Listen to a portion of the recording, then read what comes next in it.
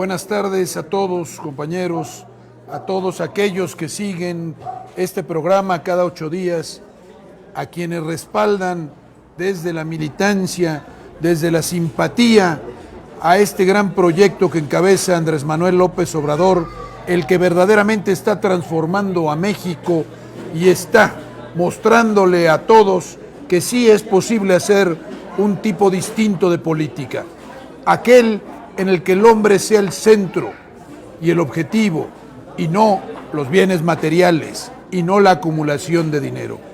La lucha contra un sistema injusto e inhumano como el sistema neoliberal y la instauración de un nuevo sistema de justicia, o en el que la justicia, la verdad y el pueblo y su servicio sean lo más importante. En este día 23 de octubre de 2021, transmitiendo desde San Pedro Cholula, a donde vinimos, donde acudí a reunirme con varios militantes, una buena cantidad de militantes de este distrito, del Distrito 10 Federal, con sede, con cabecera, aquí en San Pedro Cholula. Desde aquí los saludo. Hemos terminado la reunión, estamos muy satisfechos porque hay grandes esperanzas de unidad, de organización, de trabajo en favor del proyecto. Vamos a tener el siguiente orden del día este 23 de octubre. La participación de la militancia, una militante de Nopalucan de la Granja, que es nuestra compañera Olga López Espinosa. Después iremos hacia el espacio cultural, que hoy quiero conectar con esta crítica muy acertada y a la que falta mayor explicación, pero muy acertada, de nuestro presidente a la UNAM, a la universidad pública, que lamentablemente mucho sucumbió ante la tentación del neoliberalismo, y explicaremos por qué. Pero este espacio cultural tiene conexión con esto, porque voy a hablar de la universidad como formadora de espíritus, el origen de la universidad en Europa, el origen de la universidad en México y algunos de los aspectos relevantes de la Universidad Nacional Autónoma de México. Luego nos iremos a hablar de lo que considero uno de los grandes combates, si no el más grande, en esta gran lucha contra este sistema explotador del hombre: arrancar la educación al mercado, porque el mercado se apoderó de la educación. Vamos a hacer que la educación vuelva a ser el campo del espíritu, de construcción, de vivificación del espíritu, y sirva también al pueblo. Y aquí voy a hablar de la crítica que hace el presidente, y voy a hablar también de los asuntos más relevantes en cuanto al modo en que debe ser concebida la educación. Hablaré de 3 grandes críticos del régimen neoliberal en la educación. Y luego, en el punto número 5, y con la intervención ya de una persona que ya nos ha acompañado, a quien he invitado en esta ocasión, que es el doctor Humberto Morales, académico de la Universidad Autónoma de Puebla, pero también ampliamente reconocido en muchos foros nacionales e internacionales, y quien recientemente ha encabezado un proyecto financiado en parte por la Comisión Federal de Electricidad, con académicos mexicanos y extranjeros, sobre la situación actual de la energía, de la electricidad en México, la reforma, la necesaria reforma, y cuál es la situación tanto técnica como jurídica y económica de la reforma. Y finalmente voy a hablar de este asunto vergonzoso para nuestros opositores, no para nosotros, a Claudio X González y a Gustavo de Hoyos, este par de individuos que no cejan en su deseo de truncar, de impedir el avance de la Cuarta Transformación, y que hacen el ridículo con una mantita y lo que dice el presidente, y verán cómo es profundamente revelador el texto que han puesto en esta manta. Vamos a empezar ya con ánimo, con gran espíritu, alegría y apertura para poder disponernos a entender, a comprender, a saber y a reflexionar.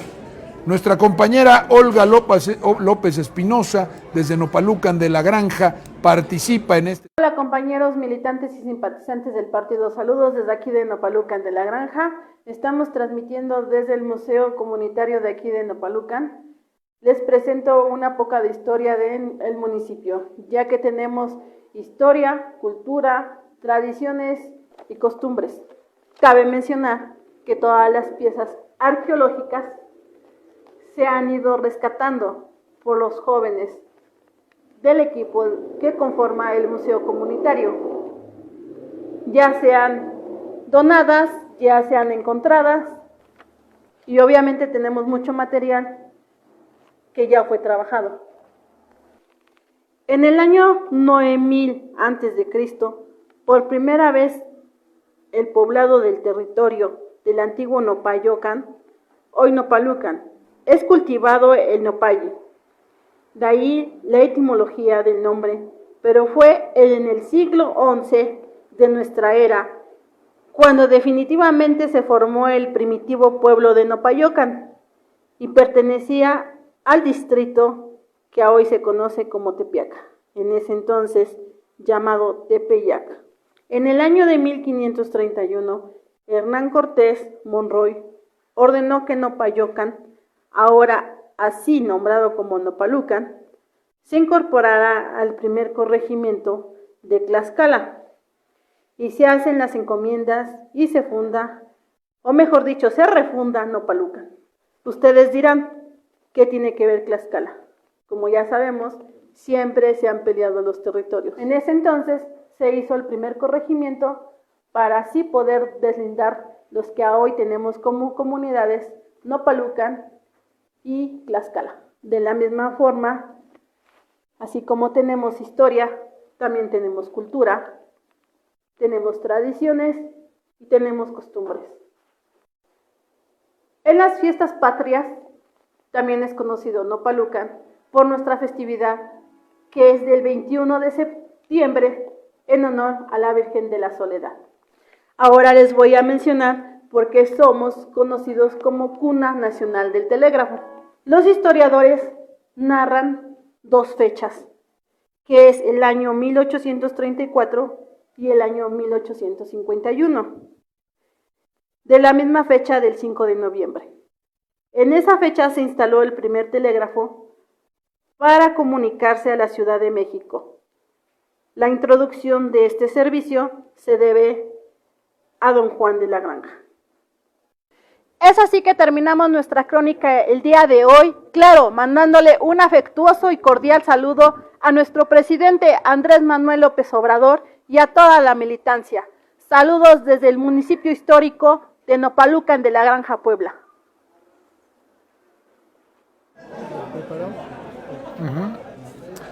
Bueno, agradecemos a nuestra compañera Olga López Espinosa desde Nopalucan y mandamos un saludo cordial, afectuoso a todos nuestros compañeros militantes de Nopalucan y de los municipios cercanos como Rafael Lara Grajales y algunos más. Les animamos a trabajar en la unidad, a organizarse y a seguir en la defensa del proyecto, este gran proyecto que es el de la transformación de México.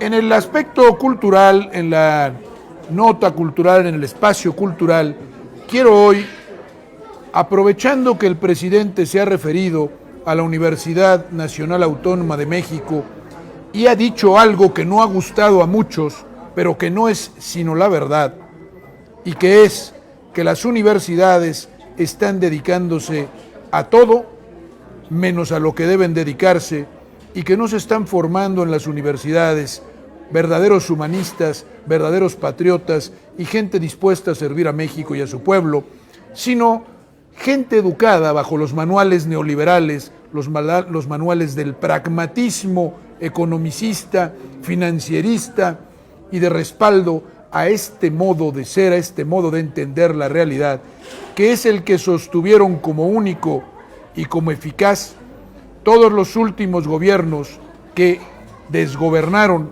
y destrozaron nuestro país. Las universidades son una creación europea de la Edad Media.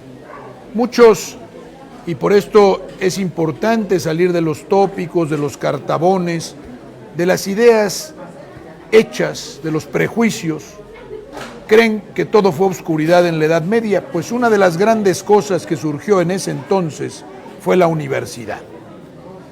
Y está considerada la primera de ellas, la de Bolonia en Italia. ¿De qué trataba este asunto?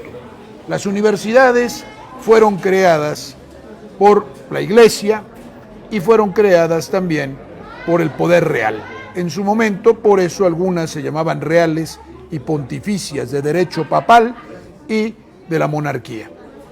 Centros de sabiduría, centros de conocimiento y sobre todo de la filosofía antigua, la de los griegos, mezclada con la filosofía tomista, la teología tomista y la filosofía de algunos otros intelectuales de la Edad Media. Las universidades tenían un propósito intelectual y espiritual y estaban totalmente desconectadas, y lo están desde su origen, del mundo del dinero y del mundo del poder. Tan es así que en ellas se dieron verdaderas revueltas intelectuales y hubo conflictos con el poder. Hay una anécdota muy interesante. Fray Luis de Granada, me parece, o de León, maestro en la Universidad de Salamanca, fue juzgado y fue condenado por las autoridades inquisitoriales y salió de su aula, dejó de dar clase durante un largo periodo. Cuando volvió, dado el ánimo, el espíritu de resistencia y de profunda convicción de su labor como maestro, se dirigió a sus alumnos con la muy conocida frase esta de como decíamos ayer. En las universidades floreció el humanismo y allí se dio o fue el asiento del Renacimiento. Por tanto, el verdadero espíritu de la universidad está alejado del pragmatismo economicista y de todo aquello que no lleve a la elevación del espíritu. En las universidades medievales, el trivium y el quadrivium eran los programas de estudios. El trivium, la dialéctica, la gramática, la retórica, y el quadrivium, la aritmética, la geometría, la astronomía, la música, que eran los conocimientos que se impartían en las universidades. Filosofía, teología, luego derecho, heredado del mundo romano. Y en gran medida, las universidades estuvieron conectadas también con la producción de libros, donde se concentraba, se condensaba el conocimiento. Las universidades, pongo aquí algunas imágenes de universidades antiguas, de las primeras, entre las 10 primeras, la Universidad de Bolonia, en Italia, con su escudo, la Universidad de Oxford, en el actual Reino Unido, en Inglaterra, la Universidad de París, llamada Universidad de la Sorbona, y la Universidad de Salamanca en España, la anterior en Francia, de las primeras universidades del mundo. Nuestra Universidad Nacional se hizo a imagen de estas universidades y la Universidad Nacional de México es la primera universidad de América. Este es el legítimo orgullo que tiene nuestra universidad. Lamentablemente, Justo Sierra, por una mentalidad de un pensamiento que fue superado después por el Ateneo de la Juventud, que siguió al filósofo francés Henri Bergson, y que, lamentablemente, Justo Sierra tenía una mentalidad propia del positivismo francés. Y siguió esta corriente despreciando la metafísica y queriendo también romper con el pasado, porque había una adhesión al mundo que se consideraba civilizado bajo el positivismo surgido en Francia. Y de esta manera, esta universidad rompió con su pasado y se constituyó una nueva universidad. Es decir, la Universidad Nacional, después autónoma, porque luchó por su autonomía y le fue concedida. También para defender la libertad de cátedra, ahora que Krause habla de libertad de cátedra, y lo único que entiende por libertad de cátedra es predicar ideología neoliberal. Bueno, pues así tenemos que este es los aspectos culturales que considero relevantes transmitir, o considero relevante transmitir a ustedes en este espacio cultural. Y quiero terminar este espacio antes de adentrarnos, porque no vamos a abandonar el asunto de la universidad ni de la educación. Quiero terminar con una música, una pieza, una obra musical que es un famosísimo himno universitario que en latín se llama Gaudeamus Igitur, y es un himno cuya letra probablemente esté tomada de algún texto del siglo XIII o XIV, pero cuya composición musical es del siglo XVIII y se empezó cantando por los alumnos de las universidades alemanas allá en el siglo XVIII, finales del siglo XVIII. Y en este himno se expresa verdaderamente el humanismo de la universidad, independientemente del regocijo de la juventud. Vamos a escucharlo, es una obra interesante. El latín era la lengua vehicular del humanismo hasta hace no mucho, y el estudio del latín dio gran capacidad, gran conocimiento del mundo y del hombre a muchos humanistas, inclusive humanistas mexicanos, hasta que se empezara a destruir en los programas de estudio las humanidades para sustituirlas por el pragmatismo grosero de los números, del comercio y de la empresa. Vamos a escuchar este himno.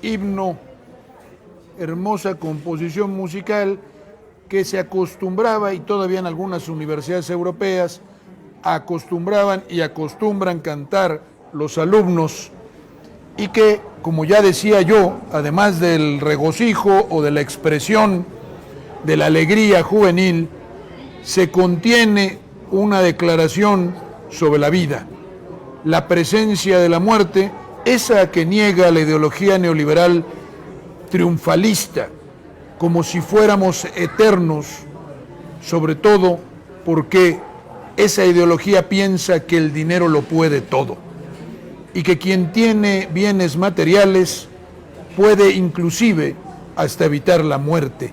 Es la fantasía suprema de los grandes potentados que están carentes de espíritu y que viven sirviendo a los bienes materiales que los terminan devorando.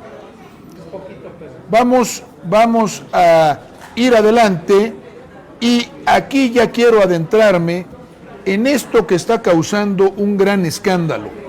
Me parece que en nuestra cuarta transformación, me parece que en nuestro gobierno actual, en el que se han hecho o el que ha hecho grandes cosas, por ejemplo, en materia energética, en materia de recuperación de la dignidad y la soberanía nacional, en las relaciones internacionales, en sobre todo el combate a la corrupción, sobre todo también en la austeridad republicana, en todos los que se dedican al servicio público y sobre todo en la democratización y en una manifiesta actitud de servicio al pueblo de los gobernantes, empezando por el presidente.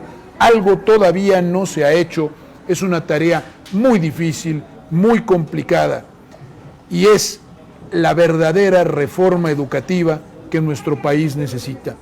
Porque sin educación, y educación de profundidad, educación humanística, sin verdadera transformación de los niños, de los jóvenes y de todos nosotros, es difícil que la transformación en los otros ámbitos del país se sostenga.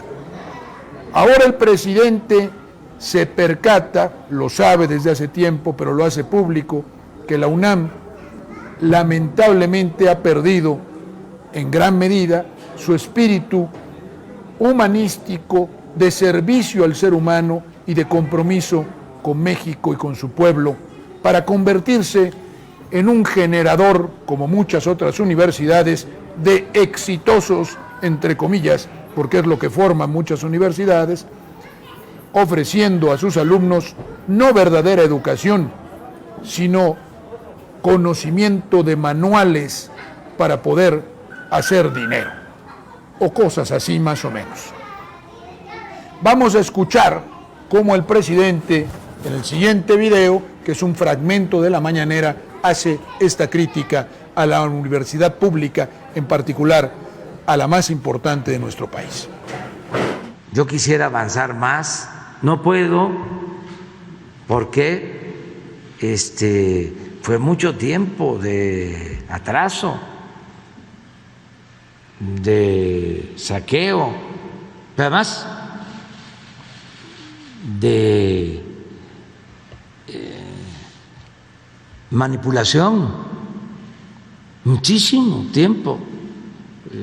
Afectaron 2 generaciones en las universidades públicas, hasta la UNAM se volvió individualista, defensora de estos proyectos neoliberales. Perdió su esencia de formación de cuadros, de profesionales para servir al pueblo.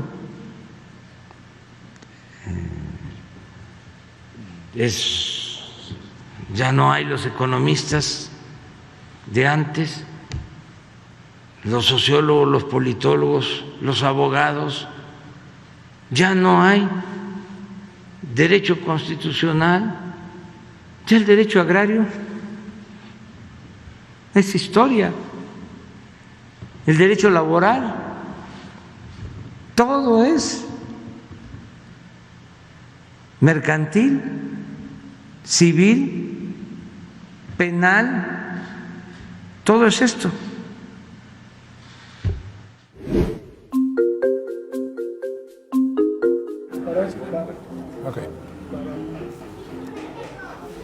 Esta es la crítica que hace nuestro presidente a este tipo de universidad que, siendo pública, es neoliberal y que se suma a las otras universidades en las que groseramente, vulgarmente, se arman negocios a partir de la educación.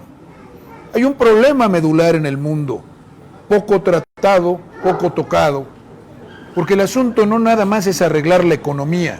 Si queremos arreglar de raíz el problema, necesitamos desmontar una mentalidad utilitarista, una mentalidad individualista, una mentalidad inhumana, de esa que construyó el darwinismo social, la ley de la selva, donde lo importante es el tener y donde el respeto a los débiles y en general a los seres humanos es irrelevante.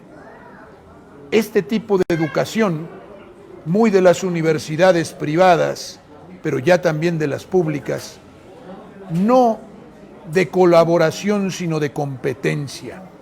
Lo importante no es formar intelectuales, porque además ya no hay intelectuales.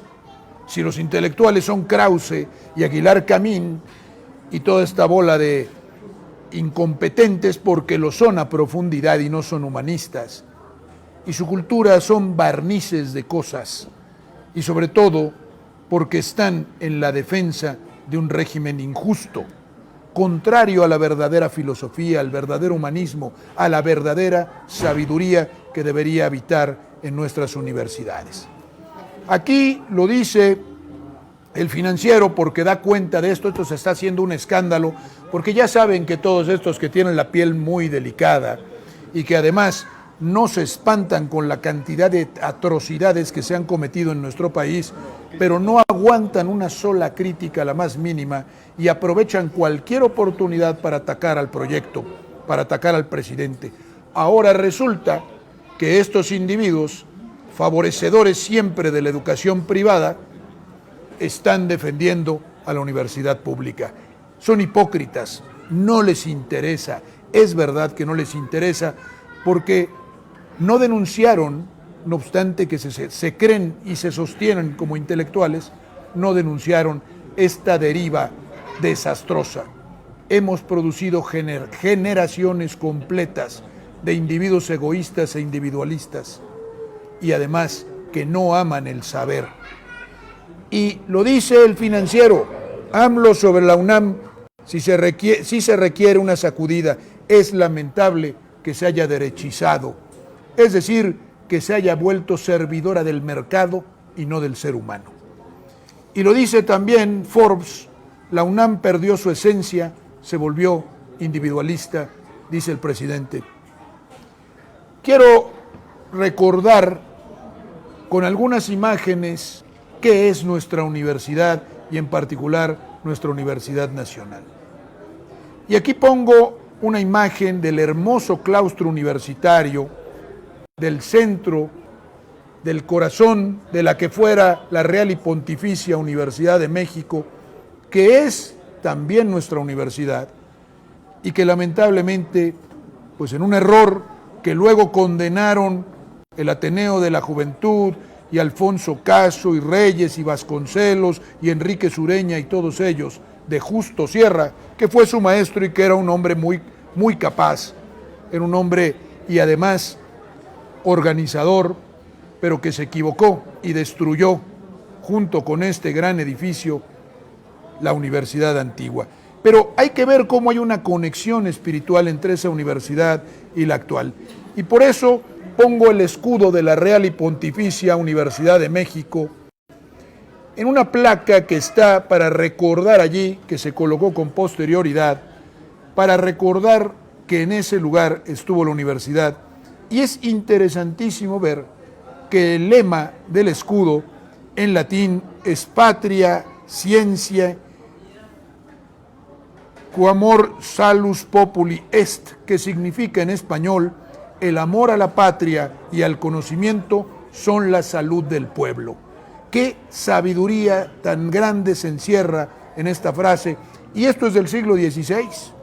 y esto es del siglo XVI, el amor a la patria y al conocimiento son la salud del pueblo, y esa es la razón de la existencia de la universidad, y no el servicio a las grandes empresas o el amaestramiento, que eso es, de algunos técnicos que se sienten extraordinariamente competentes porque les venden hasta títulos de maestría y doctorados para servir a las transnacionales o para servir a la iniciativa privada, que está considerada ahora por encima de la intelectualidad y por encima del reino del espíritu.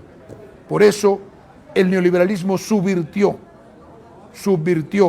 los principios y los valores, poniendo por encima de los del espíritu, los de la materia, los del dinero.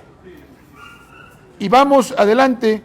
Aquí está la imagen del edificio antiguo de la universidad, ya lo pasé, pero este es por fuera. Lo otro era el claustro, fundada el 21 de septiembre de 1551, como ya dije, la primera universidad de América. Y pongo algunas imágenes de personajes destacados, tanto de la Real y Pontificia Universidad de México como de la UNAM, que creo debemos recordar. El gran Fray Juan de Zumárraga, fundador de la universidad, que además se abrió desde el principio a la educación de los indígenas y fue un gran defensor de los indígenas. La de Alonso de la Veracruz, un intelectual de primerísimo nivel, un verdadero profeta, digo yo, de la igualdad entre los seres humanos y de la dignidad humana en materia jurídica. Y la imagen también del gran intelectual mexicano Francisco Cervantes de Salazar. Y luego paso a la segunda etapa, que tiene una continuidad espiritual. El escudo de la Universidad Nacional Autónoma de México, que gira bajo el lema que creó Vasconcelos, José Vasconcelos, rector de ella: por mi raza hablará el espíritu. Y esto tiene que ver también con el modo en el que él concibió a México. La raza cósmica, la explicación de la síntesis del mestizaje y el deseo de que nuestra patria fuera, a través de la formación que diera la universidad a una clase intelectual, lo que debe ser en el contexto internacional. Una gran nación reconocida por todas y no un montón o una nación de quinto orden o de tercer orden que proporcione mano de obra barata y utilice sus aulas universitarias para amaestrar técnicos que creen que saben mucho pero no conocen de nada. Y aquí vamos a ver, lo dije, también la fotografía de José Vasconcelos, rector de la universidad, un gran intelectual, junto con el resto de los integrantes del Ateneo de la Juventud, y la imagen de Justo Sierra. La del actual, voy al final a leer un fragmento del discurso que pronunció Vasconcelos al tomar la rectoría en 1920, para que sepamos cuál era el verdadero espíritu de nuestra universidad. Imágenes de la biblioteca de la Universidad Nacional Autónoma de México en el campus diseñado y proyectado por el arquitecto mexicano Mario Pani. Se cambió del centro de la Ciudad de México a la actual ubicación en el sur de la Ciudad de México, donde se construyó Ciudad Universitaria, de la que pongo algunas imágenes, tanto de la Biblioteca Central, los murales de O'Gorman, como de la Torre de Rectoría. Una obra también para su tiempo magnificente, enorme, con una universidad que fue concebida también en ese tiempo para el servicio de México y el servicio de su pueblo. Y muy interesantes también las fotografías de un gran rector de la universidad, extraordinario rector de la universidad, Antonio Caso, hermano de Alfonso Caso, este primero arqueólogo, el segundo filósofo, el primero, y Descubridor, el arqueólogo de la tumba 7 de Monte Albán, Descubridor de Monte Albán, verdaderos intelectuales, verdaderos humanistas, hombres con una cultura vastísima. Hoy es una vergüenza, es una pena. Los rectores de las universidades son vulgares delincuentes en muchos casos, individuos que a duras penas saben leer y escribir, analfabetas funcionales, pero a la cosa de la lana le saben harto, le saben bastante. Y sobre todo, a programar en sus alumnos o a formar o deformar a sus alumnos en el amor al dinero, en el amor despiadado, desaforado a lo material y en el desprecio a los demás, sobre todo a los pobres, a quien debieran servir los intelectuales. Que además, ya lo dije, pues las universidades no están formando a ninguna clase intelectual. México carece de clase intelectual ya desde hace mucho tiempo. Ahora son pasquineros, panfletarios y enemigos de la verdad, como lo son, ya lo dije, Krause, Aguilar Camín y todos estos intelectuales orgánicos formados, facilitados por el salinato y por los gobiernos neoliberales. Aquí también una fotografía de un rector muy digno, el rector Javier Barros Sierra, que fue quien salió a protestar contra la agresión que hizo el régimen priista a la autonomía de la universidad en 1968 y que defendió a los alumnos en su justa protesta contra un gobierno autoritario. Finalmente quiero aquí, antes de recomendar 3 publicaciones, 3 libros que yo considero muy reveladores, son libros de actualidad, son libros escritos recientemente por algunos filósofos, un belga y 2 franceses, pero voy a dar lectura y ya nos iremos dirigiendo hacia la intervención del doctor Humberto Morales para tratar el asunto de la reforma constitucional y que nos platique también cómo ve este asunto de la crítica que hace el presidente a la universidad, porque él es un hombre formado en la universidad pública y que además es maestro, es académico, es investigador y da clases en la universidad pública. ¿Cuál es su percepción? El discurso que pronunció Vasconcelos, quiero que algunos aspectos, una síntesis de este discurso y sobre todo, más que síntesis, la lectura de algún fragmento. El discurso de Vasconcelos, con motivo de la toma de posesión del cargo de rector de la Universidad Nacional de México en 1920,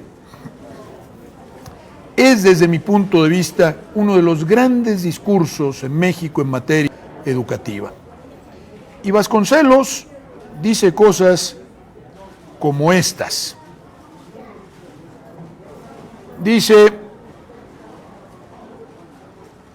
bien sé que muchos de ustedes, de vosotros, habéis dedicado, se hablaba de esa manera, todas vuestras energías con desinterés y con amor a la enseñanza.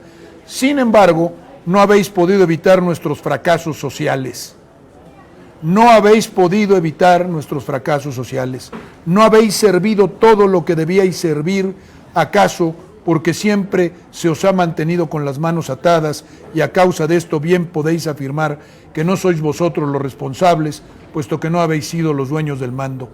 No vengo por lo mismo a formular acusaciones contra determinadas personas, simplemente traigo a la vista los hechos y, cumpliendo con el deber de juzgarlos, declaro que el departamento universitario, que así era, dependiente de la Secretaría de Educación, tal como está organizado, no puede servir eficazmente a la causa de la educación nacional.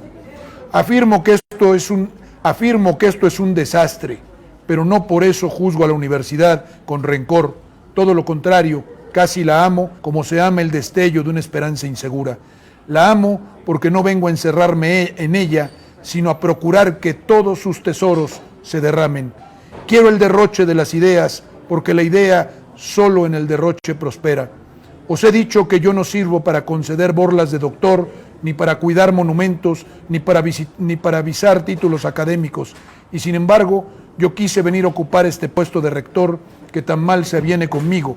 Lo he querido porque he sentido que este nuevo gobierno, en que la revolución cristaliza como en su última esperanza, tiene delante de sí una obra vasta y patriótica en la que es deber ineludible colaborar. La pobreza y la ignorancia son nuestros peores enemigos y a nosotros nos toca resolver el problema de la ignorancia. Yo soy en estos instantes, más que un nuevo rector que sucede a los anteriores, un delegado de la revolución que no viene a buscar refugio para meditar en el ambiente tranquilo de las aulas, sino invitaros a que salgáis con él a la lucha, a que compartáis con nosotros las responsabilidades y los esfuerzos. En estos momentos yo no vengo a trabajar por la universidad, sino a pedir a la universidad que trabaje por el pueblo.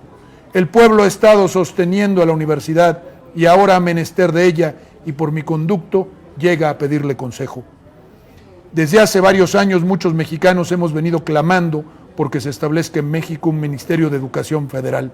Creo que el país entero desea ver establecido este ministerio y al ser yo designado por la revolución para que aconseje en materia de educación pública, me encontré con que tenía delante de mí dos maneras de responder: la manera personal y directa, y termino. Bueno, dice, me resolví a obrar con el objeto de elaborar un sólido proyecto de ley federal de educación pública. Y al final dice Vasconcelos, el país ha menester de vosotros, dice a los académicos, la revolución ya no quiere, como en sus días de extravío, cerrar las escuelas y perseguir a los sabios. La revolución anda ahora en busca de los sabios, mas tengamos también presente que el pueblo solo estima a los sabios de verdad, no a los egoístas que usan la inteligencia para alcanzar predominio injusto, sino a los que saben sacrificar algo en beneficio de sus semejantes. Así pensaba el rector de la Universidad Nacional, José Vasconcelos, un verdadero humanista y un verdadero intelectual, no las lamentables caricaturas que tenemos hoy de intelectuales. Esto es lo que México tiene que recuperar. Este es el núcleo de la crítica que hace nuestro presidente a una universidad que ha perdido el rumbo. Vamos finalmente a recomendar, y no da tiempo ahora de ampliar en esto, de abundar en esto, pero quiero recomendarles a ustedes, bueno, primero quiero leerles un fragmento de Dickens, porque Dickens, el gran literato inglés, junto con Cervantes, con Shakespeare, con Dostoyevsky y Tolstoy en Rusia, Cervantes en España, verdaderos conocedores del alma humana, de la naturaleza humana y verdaderos humanistas. Dickens, a través de sus novelas, denunció al terrible liberalismo económico explotador del ser humano, el que esclavizó a las grandes masas obreras del siglo XIX, el que abusó, el que destruyó, el que sojuzgó y empobreció y creó la clase proletaria, la clase empobrecida. No porque no existieran los pobres, sino porque los usó de modo tal que procuró acabar con su dignidad. Decía Dickens, uno de los principios fundamentales, y esto es en una novela, de la doctrina Gradgrind, era que todas las cosas deben pagarse. Nadie debía jamás dar algo a alguien sin compensación. La gratitud debía abolirse y los beneficios que de ella se derivaban no tenían razón de ser. Cada mínima parte de la existencia de los seres humanos, del nacimiento hasta la muerte, debía ser un negocio al contado. Y si era imposible ganarse el cielo de esta forma, significaba que el cielo no era un lugar por la economía política y que no era un lugar para el hombre. Este es el asunto, la denuncia en tiempos difíciles, la obra de 1845 de Shakespeare, el mundo que ahora vivimos, en el que la gratuidad, en el que lo que se da a cambio de nada está mal visto. Hoy lo importante es lo que se paga y se ve mal, sobre todo, y lo digo en el ámbito académico, a quien no pretende enriquecerse, sino servir a los demás. Casa perfectamente con el discurso de Vasconcelos y quiero adelantar lo que veré la próxima vez con un invitado extraordinario, ya verán ustedes quién es, para hablar de educación. Y quiero recomendar 3 libros que he leído hace ya un buen tiempo y que denuncian esta deriva neoliberal en la economía, en la educación, y que además justifican, comprueban que estamos educando para la ignorancia. Como lo dice Jean-Claude Michéa, un comunista de tradición, hijo de comunistas y él mismo miembro del Partido Comunista Francés, en un extraordinario libro que recomiendo que se llama La Escuela de la Ignorancia. Y luego un libro de un educador y filósofo francés, Christian Laval, que se llama La escuela no es una empresa, el ataque neoliberal a la enseñanza pública. Y finalmente, el libro de un filósofo belga, que es Ghislain Chetan, que se llama La escuela a la deriva, y nos da una idea del desastre del que se quejan muchos maestros, la pérdida de autoridad en las aulas, la dispersión a la que se suma el empleo acrítico, salvaje de la tecnología. Los niños ya ahora metidos en todas estas cosas, peor todavía, sujetos ya a la vorágine del mercado y además esclavizados por la tecnología. Ya hablaremos de educación la próxima sesión. Por lo pronto damos por terminado este apartado de nuestro taller y vamos a leer y dar participación también a algunos compañeros. Rolando Bonilla, que dice: todas las universidades se hicieron con el propósito benéfico para la sociedad, no para negocio de los que las administran. Lamentable situación en nuestro país, es una situación mundial, y no solamente se han convertido en negocios para unos, sino que educan en esa mentalidad o maleducan en esa mentalidad a sus estudiantes. Andrea Cortés: necesitamos una educación buena y competitiva que no lucre con la necesidad de los estudiantes y que sobre todo les enseñen a servir a su país. Sí, aquí la única palabra, compañera, que sobra es la de competitiva, que es lenguaje muy neoliberal. Yo diría una educación buena porque es humana, es profunda y académicamente sólida también. ¿Qué es? Podríamos sustituir esa palabra con eso. Lo demás, estoy totalmente de acuerdo con lo que se nos comenta o lo que nos comentas. Y Sergio Villaseñor: es un refugio y nido de ratas políticas. Bueno, ya nuestro compañero ya va más a fondo, que en lugar de impulsar a jóvenes talentos mexicanos, solo desvían recursos para beneficio de las mafias. Sí, la universidad pública, desgraciadamente, y ese es un asunto pendiente, ha servido para que los rectores y las cúpulas que están al frente de las instituciones, que no son intelectuales ni humanistas, son economistas y contadores de esos que saben hacer lana y no saben más, son incapaces de presentarse ante un foro y hablar castellano correctamente, articular 2 ideas, tener una argumentación mínimamente coherente. No hay lectura. Han leído, lo último que leyeron fue a la familia Burrón, eso ya fue hace tiempo, y ojalá lo hubieran seguido leyendo, porque por lo menos tendrían algo de cultura, pero no han hecho absolutamente nada por mejorar, y algunos, lamentablemente, están más hechos a la idea yanqui, esta de la eficiencia, y de que las universidades tienen que formar gente para el mercado, porque es lo que hacen, formar individuos, amaestrar individuos para servir en el mercado, un contrasentido absoluto. Yo no digo que no puedan ir al ámbito productivo los alumnos, pero no es eso lo verdaderamente relevante. De nuestros compañeros presentes, algunos de los que todavía quedan aquí, quisiera que nuestro consejero y compañero Moisés Aguat nos hiciera algún comentario. Me parece que tenía alguna pregunta que también puede contestar nuestro ponente. A ver, el micrófono, que es este, por favor. Sí, aquí, bueno, que sí, que gire la cámara para que lo tome, por favor. Sí, bueno.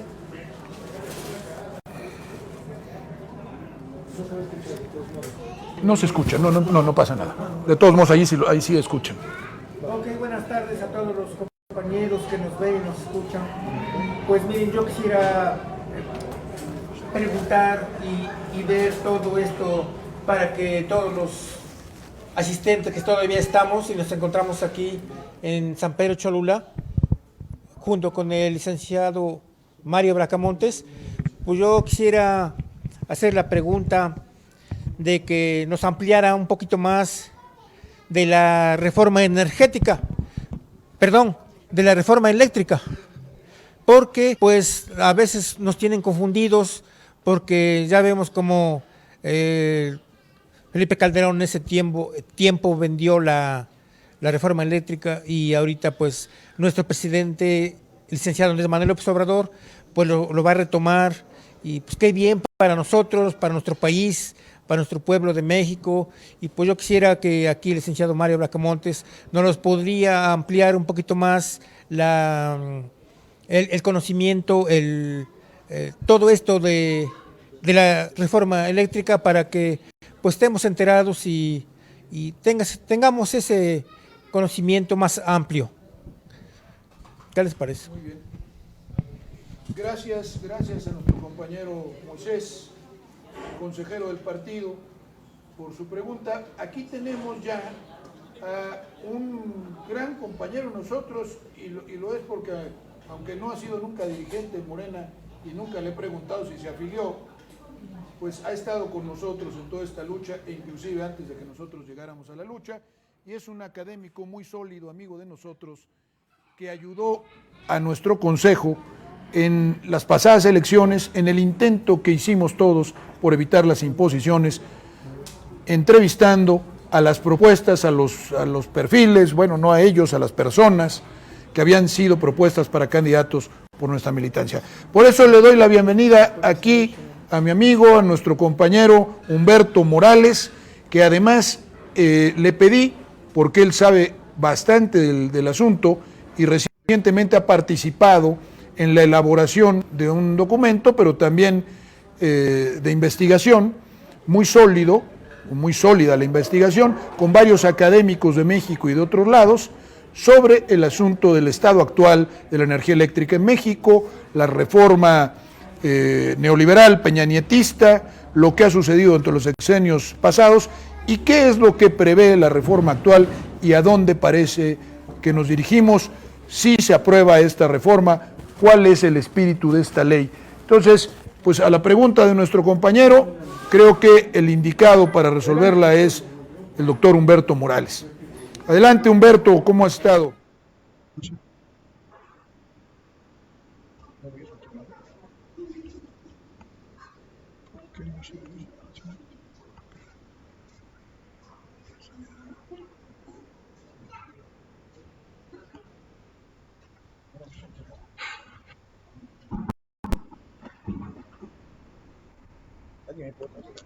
Sí, estoy intentando averiguar si te está escuchando.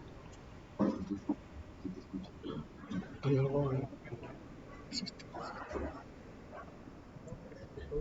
Está la salida. Está la salida.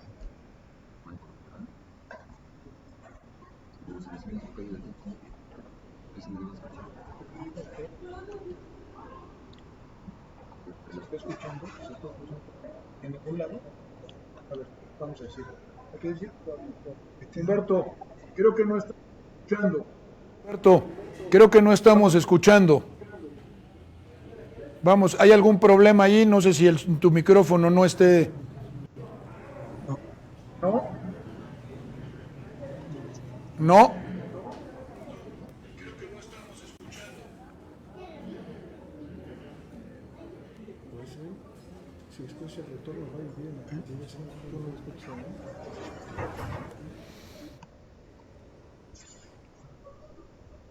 A ver si puedes intentar, por favor. A ver si puedes intentar. Tiene algo el silenciado, me gusta.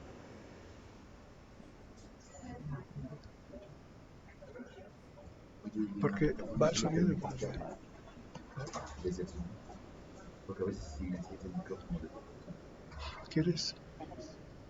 A ver.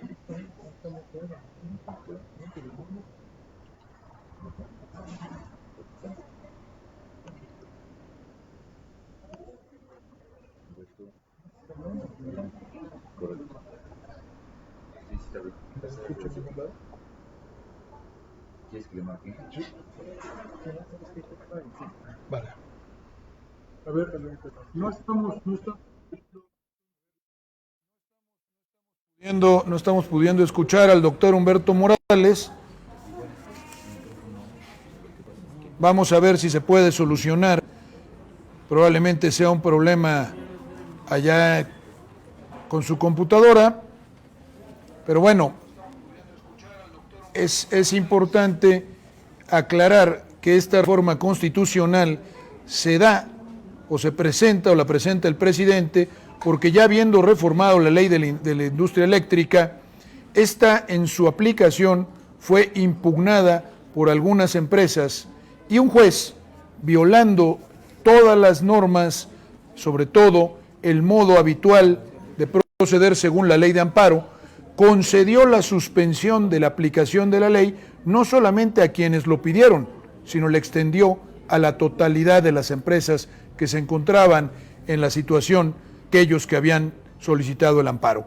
Esto es, empresas que decían que la reforma violaba sus derechos, que conculcaba derechos que ya habían adquirido durante la vigencia de la ley anterior y que violaba en suma sus garantías individuales. Por eso el presidente presentó una reforma constitucional, o sea, es decir, pretende que se reforme la Constitución y no solamente la ley secundaria, porque si reformamos la Constitución ya no podrá prosperar ningún recurso ante los tribunales, ningún amparo, y la ley se aplicará ya cabalmente, normalmente, sin ninguna reserva. La lucha por la lucha contraria, la defensa que hacen nuestros adversarios, en parte tiene una gran cantidad de mentira, de falsedad. No atiende a la verdad de los hechos, pero sobre todo desconoce algo que yo siempre he sostenido, que es toral, que es fundamental.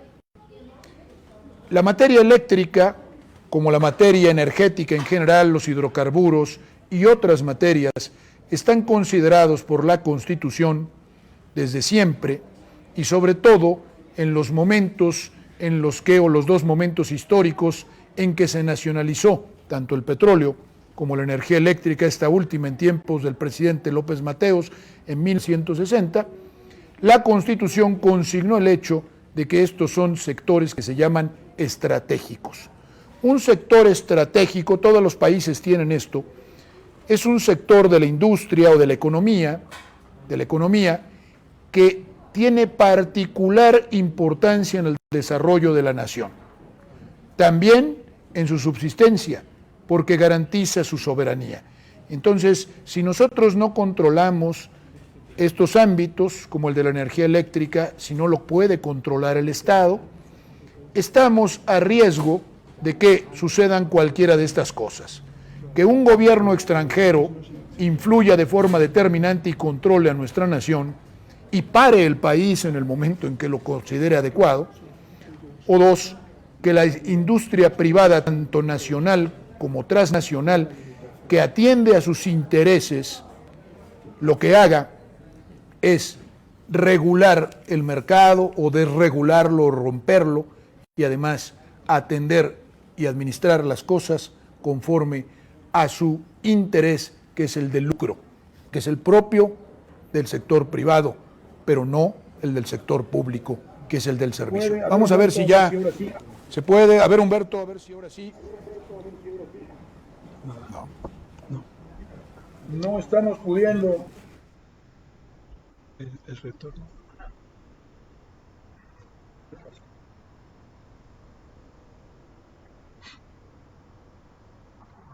Pues no funciona. No me llega.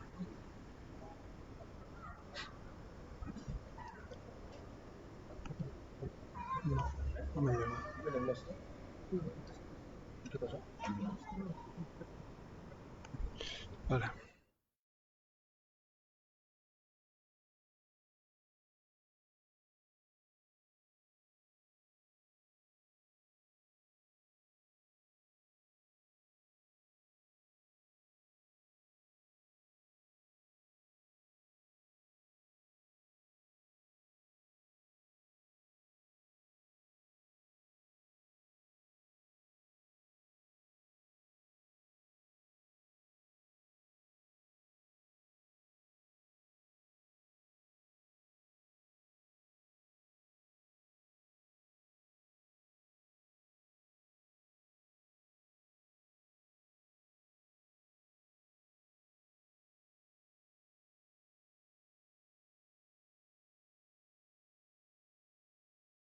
sino últimamente se ha dedicado con particular interés en este asunto de la industria eléctrica.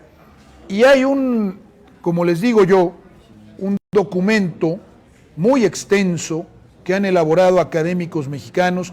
Yo me hizo el favor de invitarme en una reunión, en una serie de reuniones y de charlas que cada quien dio en el ámbito de su conocimiento. A mí me pidió que hablara de los aspectos jurídicos de la reforma, que en estas participaciones, en estas colaboraciones, hubo gente de Rusia, de Francia, de España, y que informaron cuáles eran los modos o cuáles son los modos en que se administra la energía y la industria eléctrica en esos países.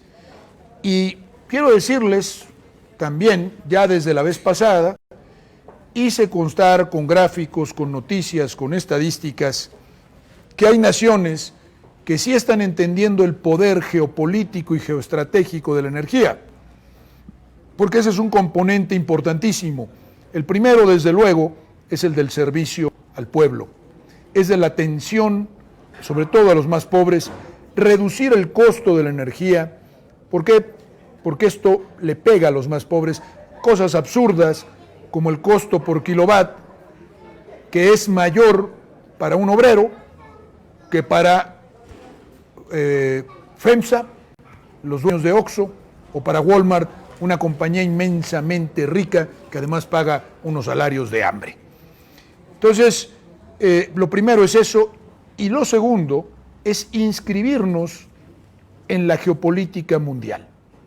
Quiero contarles, ya lo saben, lo platiqué la vez pasada, que la Unión Europea, los países de Europa, están sufriendo una crisis energética gravísima, que es a la vez una crisis económica y que se traduce en una crisis geopolítica de consecuencias incalculables, porque quien tiene el gas es Rusia.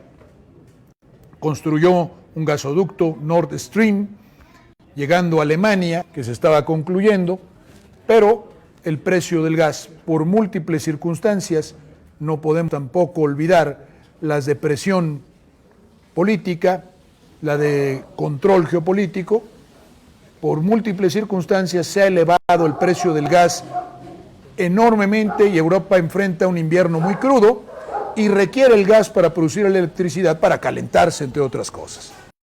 Entonces, si ustedes se dan cuenta, las naciones cometen errores graves y el neoliberalismo pues no resuelve las cosas, porque los particulares, cuando una nación tiene problemas, no van a ver la necesidad de los particulares, sino el rendimiento del negocio que van a emprender. Y si quien es dueño de esto, de la energía eléctrica, es un particular, simplemente dice, no me es rentable, no me es redituable, no gano dinero y por tanto no presto el servicio. Y lo mismo, no tiene interés en defender a la nación, sino hará pactos y llegará a acuerdos con quien le proporcione más dinero. Esa es la lógica y el modo de proceder del mercado. Pero nosotros no nos apartamos de que los particulares participen en el mercado. De hecho, se les permite y se les va a permitir. Pero no podemos dejar que lo controlen, que lo regulen, que lo administren y que sean mayoría. Y que impongan condiciones, mucho menos que se apoderen de la totalidad del mercado, porque entonces la función social de la CFE quedará muerta.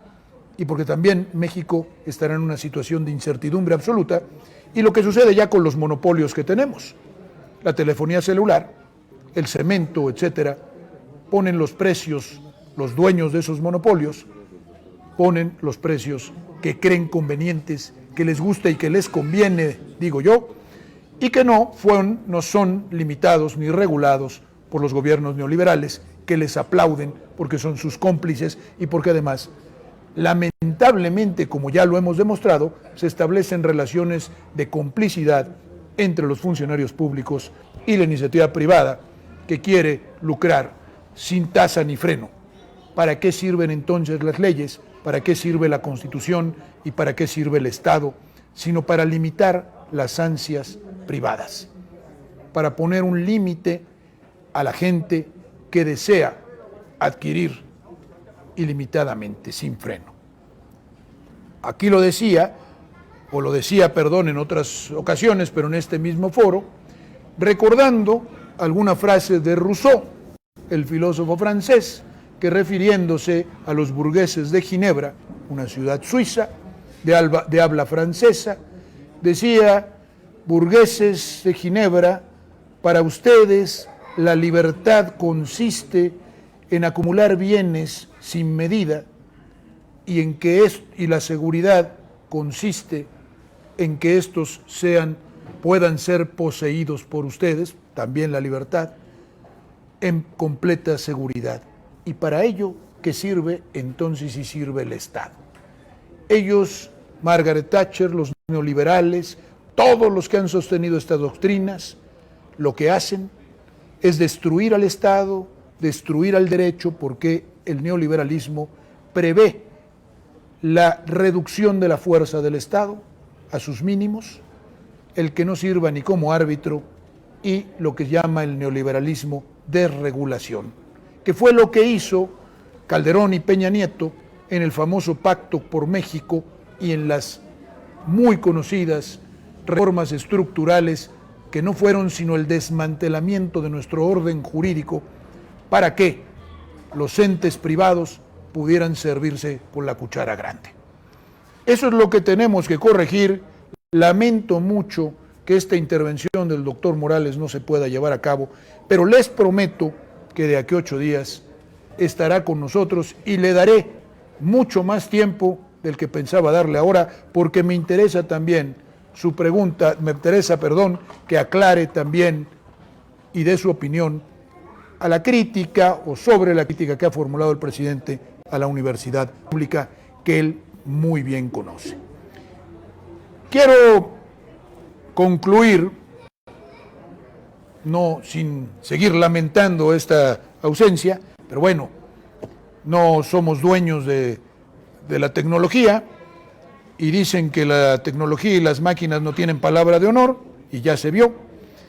Vamos a tratar un último asunto antes de despedirnos y de mandar saludos a los que nos han saludado, y a todos los que nos están escuchando, y a los presentes, sobre todo, de este distrito número 10 federal, con cabecera en San Pedro Cholula, también a los de Cuautlancingo, a los de Coronango, a los de San Andrés Cholula, a Santa Isabel Cholula, etcétera, etcétera, todas las poblaciones de la región, extendiéndose hasta, ya no me acuerdo, pero hasta Calpan, y los límites con el otro distrito, que es el 5, que empieza, me parece que en Huejotzingo.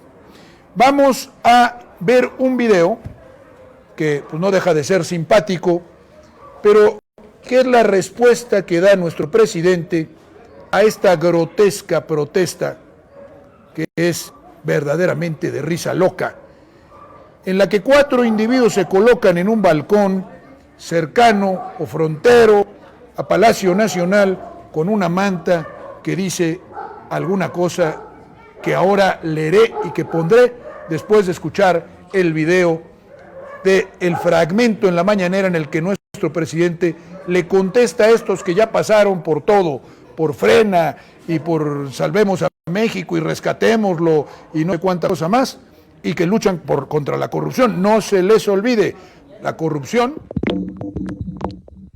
Se está formando un grupo opositor al gobierno federal con el objetivo de que haya contrapesos. Bueno, el presidente López Obrador se refirió a este grupo que se está formando, lo dijo en su conferencia matutina, aconsejó a los opositores de su gobierno a no hacer el ridículo, dijo, cuando se expresen, y les recomendó formar una escuela de cuadros para la nueva generación conservadora. Mencionó que los grupos que se están organizando en contra de su gobierno son normales porque están desesperados, pero insistió en que no están haciendo bien las cosas y consideró que el ex candidato a la presidencia por el PAN, Ricardo Anaya, podría ser parte de los maestros que formen a estos nuevos perfiles. Así lo dijo hoy por la mañana.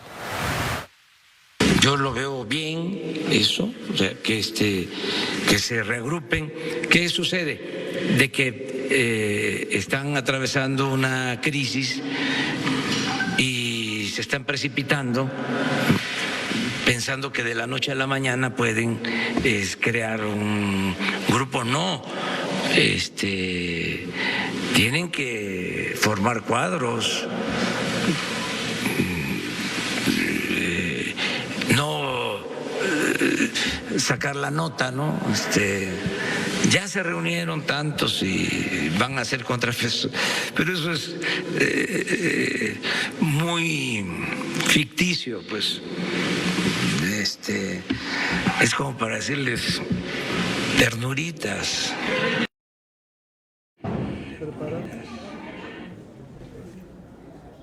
Pues sí, ternuritas. Y aquí ahora pongo a los manifestantes.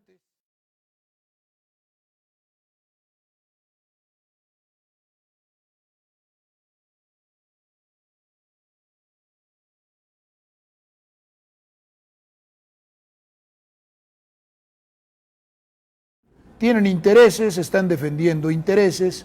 Bueno, tienen derecho a defender sus intereses. Vivimos en una nación democrática y el presidente y nosotros y Morena somos profundamente tolerantes con cualquier expresión o con cualquier divergencia intelectual, con cualquier idea, incluso esta que me perdonarán, pero sí es muy tonta, muy torpe. Dice la manta donde están estos alegres muchachos, 2 hombres y 2 mujeres, que ven ustedes allí frente a Palacio Nacional. Se ve que algún hotel les prestó su terraza para que desde allí se vieran, y dice unidad, desde luego, para construir un México. ¿Cómo? ¿Qué México van a construir? Un México ganador, un México winner, o sea, un México neoliberal. México ganador es ridículo, es una palabra grotesca y que casa muy bien con el modo que tienen de entender la realidad. No queremos un país ganador, queremos un país soberano, queremos un país justo, queremos un país donde rijan las leyes, donde no haya impunidad, donde no haya corrupción y donde a los más pobres se les atienda. Queremos justicia social, queremos humanismo, no queremos un México ganador, queremos una gran nación donde todos estemos incluidos y donde no haya quien sufra de injusticia, quien sufra de pobreza, quien sufra de abandono, de alejamiento, de todo aquello que constituye lo básico de la dignidad humana. Ellos no lo entienden, nosotros sí, porque nosotros hemos construido una conciencia patriótica, humanista y de defensa y representación, sobre todo de los más pobres. Ellos quieren un México ganador, nosotros queremos una verdadera gran nación para todos, sobre todo para el humillado y el pobre. Y echar a Morena de Palacio es todo lo que se les ocurre para proponer ¿qué? Un México ganador. Ganador de los factureros, ganador de los evasores de impuestos, ganador de aquellos que han acumulado fortunas inmensas empobreciendo al resto, ganador de aquellos que si gana fulano me voy de México, me voy a Miami, me voy a Houston, me voy a otro lado. Esos no son patriotas y que me perdonen, los respetamos, pero los respetamos por razones democráticas. Pero si me preguntan intelectualmente, no merece respeto esto, porque lo que quieren es primero, en sus confusas ideas, la expresión de una nada, y después el regreso de esa terrible noche neoliberal que provocó tanto sufrimiento, tanta pobreza, tanto abandono y que sumió a nuestra patria en un estado casi de catástrofe y diría yo casi de aniquilamiento. Por eso nosotros decimos, no volverán, no pasarán, no regresarán por el bien de México y por el bien de su pueblo. Mandamos saludos a Rolando Bonilla, a César Maldonado, a Almabelia Rojas, Nedina Mata, Sixto Hernández del estado de Tlaxcala, Guillermo Vega Valderas de Santiago Miahuatlán, Hilda Sánchez de Putla, Oaxaca, Martín Moreno de Cuetzalan, Ventura Esteban Velázquez de Coatzingo, Daniel Salazar, Arturo Morales Arriaga de Acajete, José Luis López Nava, Albert Ramos de Toxtepec, Areli Reyes de Reyes Terán, Ignacio Fernández, Juan Romero de Libres, Andrea Cortés de Libres, Maricruz de Yotosco, Juan Maldonado, José Luis Muñoz Díaz, Gabriel Cerón de Libres, Eva Telles, Viridiana Aguayo Lara de Oriental, María Fernanda García, Sara Vidal de Patlán, Evelia Hernández de Ixtacamastitlán, Quique Arce Ramírez de Tepatlasco, Artemia Galicia de Cateno. Aquí voy a suspender porque creo que todavía nos da tiempo para dar participación a alguna persona de las que estaban aquí. Sí, por favor, Lupita Jiménez, de aquí de Puebla, que nos quería platicar algo. Perdón, pero pues con estos problemas, pues estamos.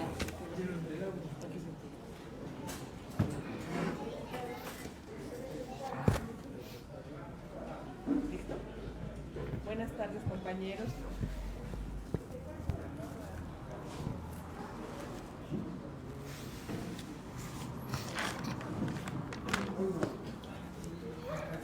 Buenas tardes, compañeros que nos escuchan en todo el estado, pero principalmente a los compañeros de aquí del Distrito 10, que nos hicieron favor de recibirnos. Pues yo quiero comunicarles y pedirles solamente que ahondemos un poquito más en este tema de la reforma de la electricidad, y pues quiero hablar simplemente como un usuario. Es muy simple de entender. Oxxo, Walmart y todas estas empresas transnacionales pagan la cuarta parte de lo que lo hace una familia mexicana. Eso es realmente el reflejo de lo que significa esta reforma, el por qué nuestro presidente quiere reformar esta ley, para que nosotros, los hogares mexicanos, nos veamos beneficiados de esta empresa que realmente, como lo mencionó ya el compañero Mario, es estratégica. No podemos depender de una transnacional para dar los precios o los servicios a nuestras comunidades, a los lugares alejados, porque ellos están en busca de un beneficio económico, y eso es claro con este ejemplo que les he dado. No es nada difícil de entender, y nosotros como ciudadanos tenemos la obligación de organizarnos, de formar comités, de comunicarles a todos y buscar información si es que no estamos seguros de lo que se está comunicando aquí, porque también depende de nosotros como sociedad el apoyar esta reforma, el comunicárselo a cada una de las personas con las que nosotros podamos hablar, y darle este apoyo a nuestro presidente para que nuestra sociedad, nuestras casas, y nos veamos beneficiadas. Incito a todos a que nos informemos y tomemos decisiones informadas y que apoyemos al presidente en esta reforma. Agradezco mucho su atención. Gracias a nuestra compañera Lupita Jiménez, de militante de Morena en la capital, la capital de nuestro estado. ¿Hay algún compañero, Rafael Urbina, también que quería hablar de aquí del Distrito 10? Vamos a dejarlo participar. Hola, muy buenas tardes a todos. Muchas gracias por acompañarnos en esta ciudad de Cholula, licenciado Mario Bracamonte. Siguiendo en este tenor de la reforma energética, hay un nuevo jugador, un nuevo elemento químico, que es el litio. ¿Cuál debería ser la postura de nuestro gobierno ante las empresas que tienen la intención de la exploración de este nuevo elemento litio? Porque sabemos que es un elemento importante, tiene que ver con las baterías de alto desempeño. La industria automotriz está muy interesada. ¿Quién no tiene un dispositivo móvil que depende de una batería de litio? Muy bien. Gracias. Bueno, hace 8 días y hace 15 días expusimos algunas estadísticas mundiales del mercado de litio y del crecimiento que va a tener este mercado de las baterías de aquí a 2030. O sea, todas las automotrices van a terminar fabricando vehículos con motores eléctricos, ya no de combustión. Por eso la voracidez de muchas empresas por controlar los yacimientos. Hay que pensar lo que le ocurrió a Bolivia. ahora está tratando de poner orden, que tiene el mayor yacimiento, no la mayor cantidad de litio en su territorio. Nosotros tenemos el yacimiento más grande de litio en el mundo, en Sonora, y no la mayor cantidad de litio, pero si sumamos a nuestras naciones hermanas, para que nos demos una idea de la importancia también de la unidad iberoamericana, de la unidad latinoamericana, si sumamos a Argentina, a Chile, a Bolivia, y nosotros contamos con el 75% de los yacimientos de litio del mundo. Entonces, el gobierno hace muy bien, uno, antes de que el litio se convierta en algo como el petróleo, tan deseable, que se conserve la propiedad originaria de la nación, porque está en el subsuelo, de acuerdo al artículo 27 constitucional, y que se regule también el mercado y el comercio. Hay compañías transformadoras de litio, productoras de baterías, sobre todo las mineras canadienses, que han llegado a Sonora y han adquirido ya algunas licitaciones. Pero el gobierno pretende que quienes no hayan explorado y no estén ya en la explotación o en los procesos de explotación, se les revoquen las licencias, lo cual considero que es conveniente. No así a los que ya han adquirido derechos, sin embargo, porque ojalá tuviéramos el control total, pero espero que tengamos la mayoría del control y que esto quede bajo el control del Estado mexicano. El litio es de México, es de los mexicanos y no puede servir como todas las minas que se han concesionado a los canadienses, por ejemplo, que son los que más minas tienen en el país, para que ese mineral salga del país y a México no beneficie en lo absoluto. Es un motor, es una palanca de desarrollo, creo yo. El mercado y los precios del litio crecerán y eso podrá ayudar muchísimo a nuestro país. Entonces yo soy partidario de que conservemos la propiedad original y, bueno, si es necesario, bajo determinadas condiciones, hacer participar iniciativa privada, sí, pero con leyes claras y con propiedad y control de nosotros sobre el mineral, porque además es estratégico. Gracias, muy amable por la pregunta, hermano. Y luego a Flora Domínguez, del distrito 11, nuestra compañera que está aquí visitando a los del distrito 10 de Cholula. Buenas tardes, compañeros. Buenas tardes, compañero Mario.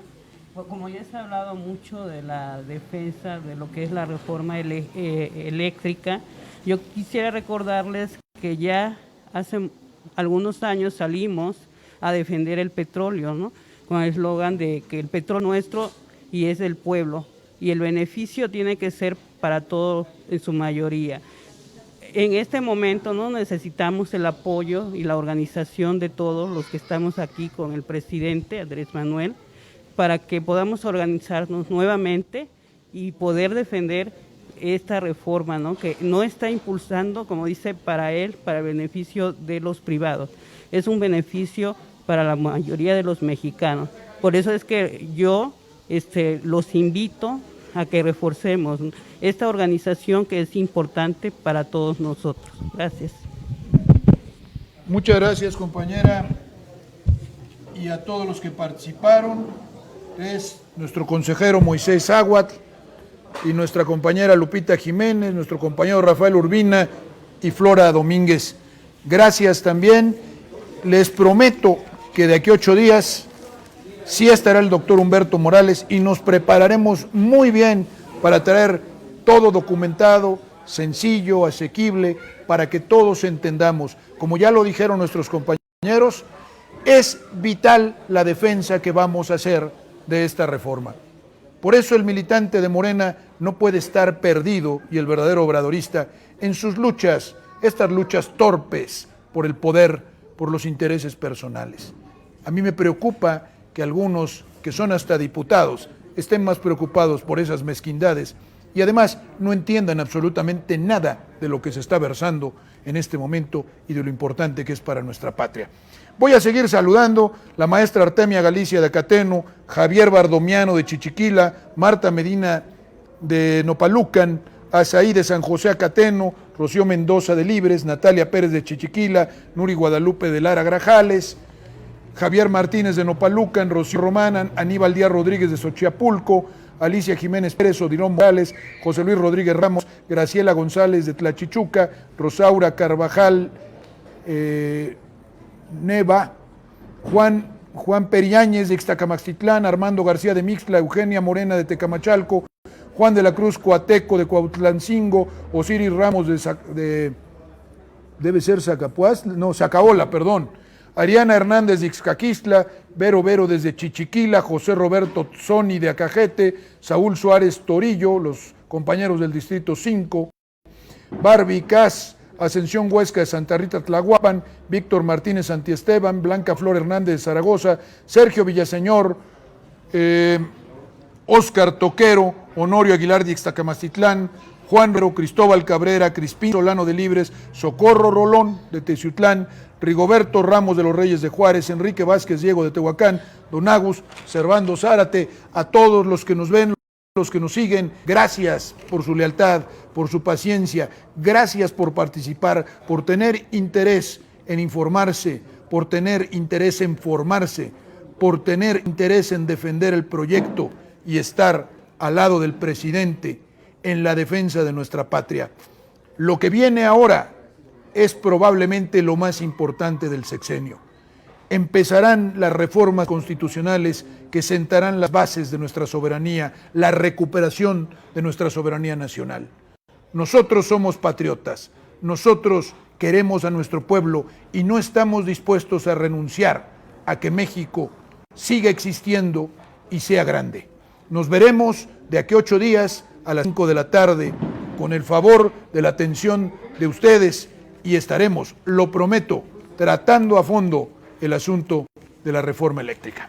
Gracias a todos.